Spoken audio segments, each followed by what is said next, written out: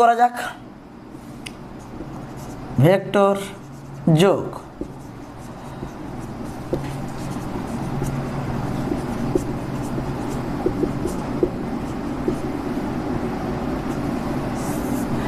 আচ্ছা, তোমরা জানো যে কোনো দুটি ভেক্টরের লব্ধি কি? লব্ধি জিনিসটা কি? আমরা যদি একটা বস্তুকে দুদিকে এইভাবে বল প্রয়োগ করি তাহলে বস্তুটি যাবে কোন দিকে? না, যাবে এই বরাবর। তাহলে 1 নম্বর আর 2 নম্বর বলের লব্ধি হলো 3 নম্বর। কথাটা বোঝা গেছে? এটা হচ্ছে লব্ধি।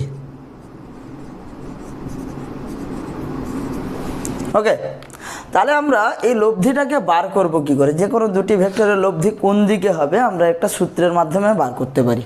এই দুটো সূত্র হলো ভেক্টর যোগের দুটো সূত্র হলো ত্রিভুজ সূত্র আর সামান্তরিক সূত্র। ঠিক আছে? তো আজকে